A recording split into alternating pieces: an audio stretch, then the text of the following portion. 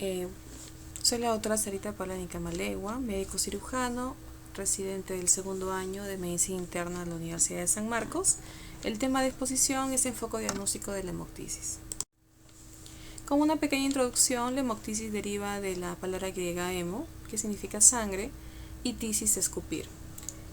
Para diferenciarlo de la hematemesis, que básicamente es un sangrado cuyo origen es gastrointestinal.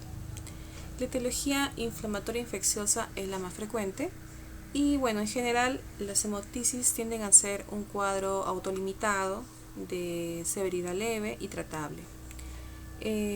Así como muchas patologías, el pilar fundamental para el diagnóstico es la historia clínica y el examen físico. Esto es importante porque nos va a ayudar a dirigir qué exámenes pedir y el posible tratamiento. Cerca del 50% de las hemoptisis están asociadas a una de las hemoptisis de severidad de severa, muy severa, puede llegar a producir una mortalidad del 50% si el paciente no llega a recibir tratamiento. Los objetivos de esta exposición son básicamente aprender la clasificación de la hemoptisis, cuáles son las diferencias entre una hemoptisis amenazante y no amenazante, reconocer cuáles son las etiologías principales y las más prevalentes. También a dirigir el enfoque diagnóstico en base a la clínica, el examen físico, los antecedentes del paciente y bueno, qué exámenes iniciales complementarios solicitar. También vamos a aprender acerca del diagnóstico y manejo inicial de la hemoptisis según su severidad. Bueno, la hemoptisis es la expectoración de sangre que se origina en el tracto respiratorio inferior. En estas imágenes pueden observarse trazas de sangre en el papel higiénico que, digamos que es una hemoptisis franca básicamente porque está compuesta solo de sangre. En el caso de esta imagen se puede visualizar que es una tinción del esputo con estrías de sangre, calificando como una expectoración de tipo hemoptoica. La clasificación de la hemoptisis según su severidad es no amenazante y amenazante. Dentro de la no amenazante tenemos la hemoptisis leve, para las hemoptisis con un valor menor a 30 cc por día o un esputo hemoptoico que equivalga a 5 cc de sangre. Con respecto a las hemoptisis moderadas, estamos hablando de una pérdida de 30 a 150 cc por día y en el caso de los amenazantes de 150 cc a más o un sangrado que equivalga a una tasa mayor a 160 milímetros por hora. Y estos tipos de pérdidas pueden llegar a causar una obstrucción de la vía aérea posterior, insuficiencia respiratoria y por la pérdida de la sangre causar un shock hemodinámico, un shock hipovolémico y causar una inestabilidad hemodinámica. Bueno, las principales arterias asociadas a las hemoptisis como causas de hemoptisis son las que provienen de las arterias pulmonares, que básicamente son arterias que manejan sistemas de baja presión, que irrigan el parénquima pulmonar y son las responsables del 98% de las hemoptisis. Es a ese nivel que se realiza pues, el intercambio gaseoso. Con respecto a las arterias bronquiales, son responsables del 2% de las hemoptisis en general y representan el 98% o son la causa de las hemoptisis del 98% de las que amenazan la vida. Provienen de la circulación sistémica, irrigan el árbol endobronquial y forman parte o tienen un sistema de alta presión. De ahí que son las causantes de las hemoptisis que amenazan la vida. Para diferenciar, el 98% de las hemoptisis tienden a ser no amenazantes y un 2% tienden a ser amenazantes. Y de este 98% de este cuadro del 2%, un 98% es causada por la afectación de las arterias bronquiales. Con respecto a las hemoptisis que no amenazan la vida, las etiologías más prevalentes son las que acá estoy mencionando. Las bronquitis agudas, dentro de su cuadro clínico, pueden llegar a hemoptizar durante el brote agudo. Las neoplasias bronquiales, ya sean primarias o secundarias, representan del 7 al 10% de las hemoptisis que causan, que no amenazan la vida, siendo el carcinoma broncogénico las causas primarias más prevalentes, seguido de los secundarios provenientes de mama, melanoma, cáncer de riñón y colon. Dentro de las bronquiectasias, que son básicamente lesiones en el parénquima, secundarias a una patología anterior, que puede ser, bueno, varias que pueden causar bronquiectasias, y en las fases crónicas pueden llegar a producir flemas con trazas de sangre, y en fases agudas hemoctisis francas. También las neumonías forman parte de las etiologías de las hemoctisis que no amenazan la vida, así también como accesos pulmonares y sobre todo en nuestro país la tuberculosis, ¿no? Como causa de hemoctisis que no amenaza la vida. Bueno, y en menos porcentaje las infecciones parasitarias, por ejemplo por la Paragonimus westermani. Quiero resaltar que la tuberculosis en el Perú bueno, tiene un gran afectación de una gran población, y que básicamente en el transcurso de su enfermedad se puede ver tanto en consulta como en emergencia que vienen con ese antecedente de tuberculosis, y que es esperable que presenten a lo largo de su enfermedad pues hemoctisis, ¿no? Con respecto a las hemoctisis amenazantes, las que pueden causar la muerte, las principales causas, ciertas patologías que pueden llegar a causar pues inestabilidad hemodinámica, por ejemplo en la fibrosis crística representa el 40% de este tipo de hemoctisis, las metástasis pulmonares representan el 14%, los cánceres pulmonares primarios el 12%, y así sucesivamente las infecciones fúngicas, la tuberculosis. Otras menos frecuentes son las neumonías necrotizantes y las vasculitis, por ejemplo, ¿no? Obviamente tiene que tener las características ya antes mencionadas, de que la cuantificación de la pérdida de sangre tiene que ser mayor a 150 mililitros, que obstruyan la vía aérea y que causan una inestabilidad hemodinámica. En este cuadro se puede observar cuáles son las etiologías más prevalentes que puede causar hemoctisis, ¿no?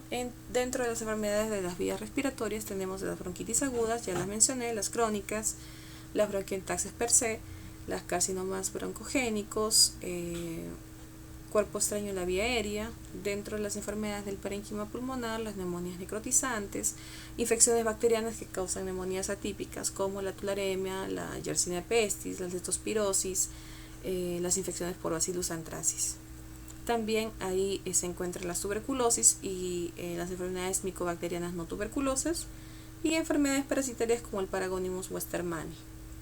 Dentro de las enfermedades de causa reumática tenemos todas las vasculitis. Dentro de las más resaltantes tenemos el lupus, la granulomatosis de Wegener, la enfermedad antimembrana vasoglomerular. Estas patologías no solamente causan compromiso pulmonar, sino también renal, causando el síndrome pulmón-riñón. Dentro de las enfermedades vasculares pulmonares podemos tener las embolias pulmonares, las pseudoaneurismas o aneurismas de las arterias pulmonares. Dentro de los trastornos hemorrágicos tenemos pues los pacientes que vienen con un cuadro de PTI, de púrpura trombocitombénica trombótica, de síndrome urémico hemolítico, pacientes que incluso llegan a desarrollar coagulación intravascular diseminada, y dentro del cuadro se presentan las hemoctisis. Dentro de las causas traumáticas tenemos el trauma externo cerrado de las vasos principales, aspiración transtorácica por procedimientos tipo biopsia.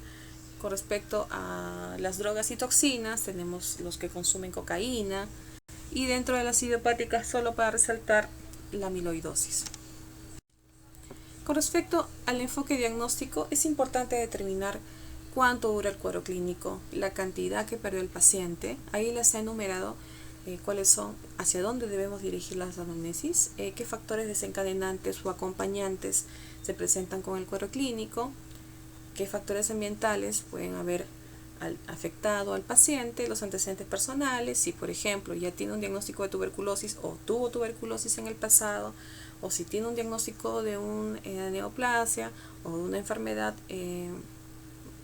inmunológica o de tipo vasculitis, etcétera, ¿no? Ahora, es siempre tratar de ser una conjunción de todo el escenario. Por ejemplo, dentro de los antecedentes es importante determinar si el paciente es consumidor de tabaco, si tiene ya una enfermedad maligna diagnosticada, si tiene una enfermedad cardíaca que lo puede haber predispuesto a hacer un cuadro de hemoctisis, si ha tenido un trauma reciente. Preguntarle sobre los síntomas, ¿no? Aparte de la hemoctisis, tiene dolor pleural, ha presentado dificultad respiratoria, ha perdido peso. En base a esos síntomas, y a los signos, como por ejemplo, ¿no?, que el paciente a la auscultación del pulmón encuentre sibilancias, que haya crépitos, que haya disminución de los ruidos respiratorios, que haya tercer ruido, por ejemplo, cuando se evalúa la parte cardiológica, si hay soplos diastólicos. Entonces, estos signos nos van a llevar a determinar si el paciente podría tener una neumonía o podría tener una falla ventricular izquierda o una estenosis mitral, y enfocar y dirigir el diagnóstico para que el paciente pueda recibir el tratamiento adecuado. Con respecto al examen físico, es importante determinar, hacer una anamnesis dectoscópica del paciente. Entonces, el paciente está delgado, tiene un síndrome consuctivo, está caquéctico, y en el caso que él no tenga un diagnóstico, por ejemplo, de tuberculosis o VIH, solo esos signos nos pueden dirigir hacia buscar esas enfermedades. Si, por ejemplo, en algunas vasculitis podemos evidenciar que tienen uveitis o tienen inyección conjuntival, entonces también es importante hacer un examen completo corporal, ¿no? En el caso de las estructuras anatómicas externas, hay ciertas enfermedades que producen hemoptisis, por ejemplo las vasculitis. En este caso, para poner solo de ejemplo la granulomatosis de Wegener, se debe producir las narices en silla de Mortar y también causar lesiones externas en la piel y en los labios, ¿no? Por eso es importante también determinar si hay úlceras orales que nos puedan indicar que el paciente, por ejemplo, no esté tratándose o estemos frente a un lupus eritematoso o a un síndrome de Behçet. Con respecto a la evaluación cardiológica, por ejemplo, que tenga un tercer ruido, un cuarto ruido, o que tenga, por ejemplo, una acentuación del segundo ruido cardíaco, ¿no?, nos puede llegar a sospechar que tenga quizás una hipertensión pulmonar, una estenosis mitral, o que tenga una disminución cardíaca izquierda. Con respecto a la evaluación pulmonar, es importante resaltar, como ya había mencionado, si hay sibilancias, si hay roncantes, si hay frote pleural, si hay anulación del ruido pulmonar, que nos pueda dirigir a ciertas patologías tipo abscesos, neumonías, neoplasias. De igual manera, si hay edema ectoscópicamente evaluable, pues si hay una falla renal asociada, y con respecto a la piel, si hay telangiectasias, ¿no?, etcétera. Bueno, entonces, ya con los antecedentes, ya con la historia clínica y con la exploración o examen físico, podemos pedir ya pruebas complementarias. ¿Sí? Se sugiere que la primera prueba de diagnóstico por imágenes, que es la más cómoda, barata y accesible, que podemos encontrar en cualquiera de sus hospitales, pues es la placa de tórax. Y ese examen sencillo nos puede ayudar a determinar frente a qué etiología nos podemos estar presentando como causa de la hemoptisis. Por ejemplo, si el paciente tiene una placa con una cardiomegalia, nos puede sugerir que puede haber una cardiopatía asociada. Si el paciente presenta una telectasia, un derrame pleural o presencia de masas a una neoplasia, si por ejemplo hay un infiltrado pulmonar, sobre todo del lóbulo superior, con baciloscopias positivas, pues podría tratarse de una tuberculosis, solo por poner algunos ejemplos. Ahora, si el paciente viene por consulta externa, está hemodinámicamente estable y es digamos que una patología que amerita un estudio, pero que el paciente pueda esperar hacia un diagnóstico sin que ponga en peligro su vida, se puede pedir pues un hemograma, una bioquímica sanguínea para valorar glucosa y urecreatinina. También, ante sospecha de ciertas patologías de la coagulación, se puede pedir un perfil de coagulación, dímero D, si se sospecha, por ejemplo, una tromboembolia pulmonar. Es importante también pedir un sedimento urinario, una proteinuria, ya dirigiendo, por ejemplo, a enfermedades que puedan causar alteraciones a nivel renal. Una AGA es muy importante para valorar la oxigenación y la ventilación del paciente. En el caso del esputo, podemos pedir pues una microbiología, GRAM, Nielsen, cultivos de Lobos-Jensen, también podemos pedir PCR, etc. En el caso que tenga un cuadro sospechoso de una cardiopatía, se puede pedir un EKG. Si sospechamos de cardiopatía, o una tromboembolia pulmonar, también podemos pedir hemocultivos o serología de corresponder. Con respecto a las pruebas de laboratorio seleccionadas, es en caso, por ejemplo, si hay una alta sospecha clínica o hay un antecedente filiado de una vasculitis, por ejemplo, se puede pedir ANCA, anticuerpos anti-Smith, anti-DNA de doble cadena, anticuerpos antimembrana basal de glomérulo y anticuerpos anticardiolipina. Factor reumatoide también, si valoramos que podría tratarse de un lupus. Con respecto a las pruebas diagnósticas dirigidas, En primera instancia se puede ver una placa de tórax porque nos ayuda a tener un panorama ectoscópico del pulmón. De ser necesario y para también valorar las estructuras de mejor manera, se puede ver una TAC sin contraste si es que sospechamos, ¿no?, que podría presentarse una tumoración o podría tratarse una neumonía, etcétera, o una enfermedad pulmonar obstructiva, etcétera. La angioten generalmente lo utilizamos no solamente para diagnóstico, es altamente eficaz y en el diagnóstico. Hasta un 70-88% de los casos pueden determinarse el origen del sangrado, y también permite obtener un mapa vascular que facilita el procedimiento angiográfico de la embolización. La fibrobroncoscopía es el gold estándar.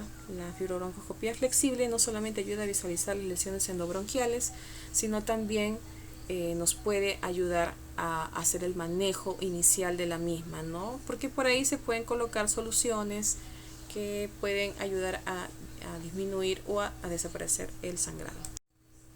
Ahora, ¿qué hacemos frente a una radiología de tórax patológica? Si nos sugiere, por ejemplo, que es un carcinoma, nos puede dirigir a ampliar los estudios con una fibrobroncoscopía flexible más una TAC torácica. Con la fibrobroncoscopía se pueden hacer evaluaciones de células neoplásicas, ¿no? Hacer un lavado bronquiolveolar. Con respecto a las tuberculosis, si sospechamos de TBC, podemos solicitar una broncoscopía para diagnóstico. Y con respecto a si sospechamos de bronquiectasias como causa de la hemoptisis, podemos ver una TAC torácica. Ahora, ¿qué hacemos frente a una hemoptisis estable, leve, con episodios, por ejemplo, ya afiliados, ¿no?, cuando ya tenemos un diagnóstico? Básicamente, damos un manejo del cuadro y damos de alta. Si el paciente tiene una hemoptisis moderada, ampliamos historia clínica, pedimos exámenes basales, radiografía de tórax, tomografía si contamos con esos en el centro de salud, y pedimos toda la batería de analítica del laboratorio. Hacemos un seguimiento en consulta externa y bueno, valoramos en el caso de ser el primer episodio si el paciente está en condiciones de alta o no, o está en condiciones de ampliar los estudios en la hospitalización. Si el paciente tiene una hemoptisis grave, inestable, con una gran cantidad de pérdida sanguínea, inmediatamente debe ser dirigido a la unidad de cuidados intensivos para medidas para controlar la inestabilidad hemodinámica.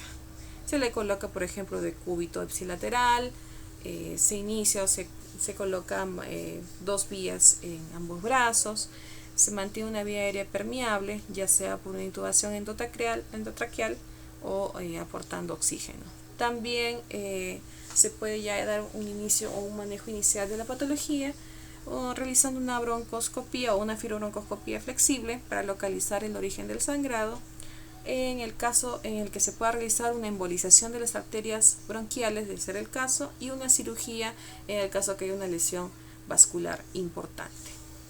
Con respecto al manejo de la hemoptisis, el objetivo es asegurar la vía aérea. Si es necesario realizar la intubación, siempre previa monitorización de la frecuencia cardíaca, la saturación de oxígeno y cuantificar la hemoptisis. En el caso de que haya un shock hipovolémico, se puede administrar líquidos cristaloides y nuestro objetivo es mantener una oxigenación entre 88 y 96% y una presión arterial de oxígeno entre 60 a 70 milímetros de mercurio. Con respecto a la anamnesis que podamos hacer en esos momentos, debe ser muy dirigida en el momento, la cantidad, qué factores de riesgo existen, antecedentes médicos de viaje y familiares. De ser el caso, también podremos administrar pan fresco congelado o plaquetas. De cajón, pedir un hemograma completo, un TPNR, una prueba cruzada, dímero D, el tipo de sangre del paciente, y bueno, se puede iniciar exámenes de cultivos para determinar la presencia de bacterias o micobacterias. Es importante en primera instancia ante este tipo de pacientes lograr una imagen radiológica inicial, en este caso una placa de tórax, y ya cuando esté estabilizado en el área de cuidados intensivos realizar una tomografía sin contraste. Ahora, el manejo primario de este tipo de patologías se puede realizar realizando una fibrobroncoscopía flexible ya que no solamente es diagnóstica como les he mencionado, sino que ayuda a tratar de controlar el sangrado, inyectándole solución salina helada o usando vasoconstrictores o incluso llegando a inflar un balón en la zona. Con respecto a la interconsulta que se puede hacer en los cardiovasculares, es básicamente en caso de lesiones vasculares importantes, como una ruptura de una arteria pulmonar o una fístula de arteriotraqueum nominada, por ejemplo, ¿no? La posibilidad de hacer una interconsulta para radiología intervencionista está en base a la posibilidad de la realización de una angiografía pulmonar y una embolización en el caso de los pacientes, por ejemplo, que tengan un sangrado activo en curso. Pacientes que tengan malformaciones arteriovenosas, lesiones cavitarias que no se pueden controlar, etc. Ahora, la intubación traqueal y la ventilación mecánica siempre es para manejo de vía aérea, ¿no? Para protección de vía aérea y para pacientes con un inminente o una real inestabilidad hemodinámica. Los antibióticos también se pueden prescribir básicamente cuando hay una alta sospecha de neumonía, cuando ya el paciente tiene diagnóstico de bronquitis y esto puede exacerbar las bronquiectasias. Con respecto ya como comentario final, el término hemoptisis se refiere a la expectoración de sangre que se origina del tracto respiratorio inferior. Básicamente las hemoptisis que nos vienen a diario son generalmente leves, autolimitadas y bueno, el porcentaje menor de estos casos puede llegar a ser potencialmente mortal. Si la hemoptisis tiene una valoración mayor a 150 en 24 horas, entonces, o la pérdida de velocidad es mayor a 100 milímetros por hora, entonces podríamos estar frente a una hemoptisis potencialmente mortal y en este caso el manejo siempre es por unidad de cuidados intensivos. Bueno, el objetivo es asegurar la estabilidad hemodinámica y iniciar las medidas para el control del sangrado, mientras es ingresar a la de cuidados intensivos para su control. Muchas gracias.